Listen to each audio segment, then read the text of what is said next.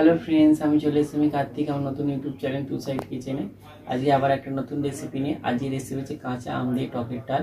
সেটা বানাতে কি কি উপকরণ লাগে আসুন দেখাই। তার আগে একটা কথা বলে দিই, আমার চ্যানেলে যেসব ভিডিও ছাড়া আছে আপনাদের যদি ভালো লেগে থাকে লাইক কমেন্ট শেয়ার করবেন ও বেশি বেশি করে শেয়ার করবেন। আপনি যদি আমার চ্যানেল নতুন হয়ে থাকেন প্লিজ সাবস্ক্রাইব করে দেবেন আর নিচে বেল নোটিফিকেশনটা অলে করে দেবেন যাতে আমার ভিডিও আমাদের কাছে আগে পৌঁছে। চলুন তাহলে কাঁচা আম দিয়ে টকের ডাল বানাতে কি কি উপকরণ লাগে আসুন দেখাই।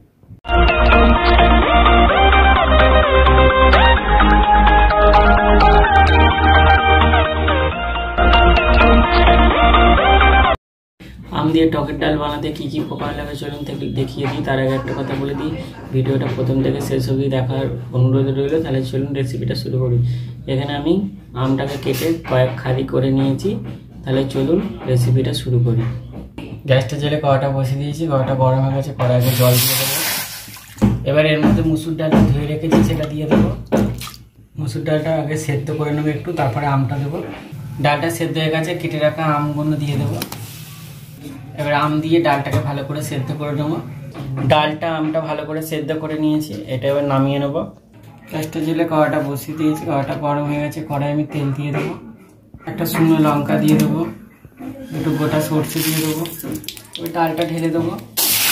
এবার হলুদ দিয়ে দেবো, নুন দিয়ে দেবো। ভালো করে নেড়ে চেড়ে একটু ভালো করে ফুটিয়ে নেবো। দেখুন আমার টকের ডাল রেসিপিটা হয়ে গেছে, এটা নামিয়ে নেবো। দেখুন আমার টকের ডাল রেসিপিটা আম দিয়ে হয়ে গেছে। এই রেসিপিটা যদি আপনাদের ভালো লেগে থাকে লাইক কমেন্ট শেয়ার করবেন ও বেশি বেশি করে শেয়ার করবেন। প্লিজ সাবস্ক্রাইব করে দেবেন আর পাশে থাকবেন। চলুন তাহলে দেখা হচ্ছে নেক্সট ভিডিওতে। এরকম নিত্য নতুন ভিডিও পাওয়ার জন্য আমাদের চ্যানেলটাকে অবশ্যই সাবস্ক্রাইব করবেন আর পাশে থাকবেন। চলুন তাহলে দেখা হচ্ছে নেক্সট ভিডিওতে।